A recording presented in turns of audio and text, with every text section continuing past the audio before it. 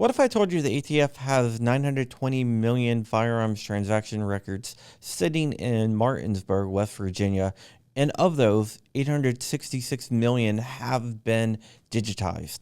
Yeah, that's pretty effed up. Let's go ahead and talk about it.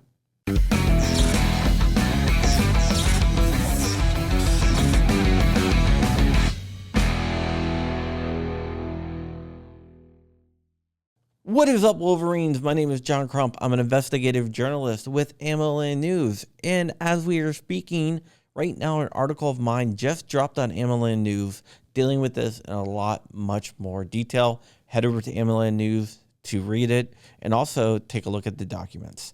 Okay, if you can do me a big solid, please like, subscribe, and let me know what you think about this. If you do not comment, the ATF wins. So go down there and comment how they are a bunch of glowy people. I was going to say something else, but I stopped myself. Okay, before we get into the story, we're going to have to go through a little history lesson of everything here because it won't really make sense. Over a year ago, I wrote an article, which is linked below, saying how Walmart was submitting all these records to the out of business office in West Virginia. What everyone did not know, because that's not the shocking part, even though they gave millions of records over, what people did not know was that the ATF was digitally scanning it. Up until this point, people thought that it was kept in boxes. But unbeknownst to people, the ATF started digitally scanning it with something called optical character recognition software, which basically makes it into a searchable database, which is not a registry, but it's a searchable database. After that, there were some other stories that dropped, including one that talks about a guy named Michael Cloud, who is a representative who asked the ATF, along with 50-ish, 51-ish of his colleagues, about the out of business office records. There was also a GAO report that talks about how the ATF was not really using it the way that they were supposed to, and they might be violating the law the way they were using it, which they definitely were. In the ATF response, they tell Rep. Cloud that this is not an indication of a bigger problem. And yes, they are digitizing all the forms, which is what I said over a year ago. Thank you for listening, but whatever.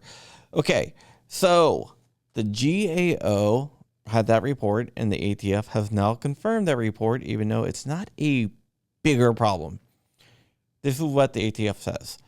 The ATF is saying that right now, the Office of Out of Business Records has over 920 million records. What are records? They really didn't go into detail, but that means there's a hell of a lot of guns out there, because that's 920 million records. That's close to 1 billion people. By the end of 2023, they probably will be over 1 billion. And we'll talk about why. Okay, so out of those 920 million plus records, almost 866 million of them have been digitized. So now what? They have all these records in a digital form that they can search and everything else, but that's not a registry according to the ATF. It's just a searchable database. No problem. Nothing to see here. Move along, please. Which is ridiculous. They're playing word games, which really, really pisses me off.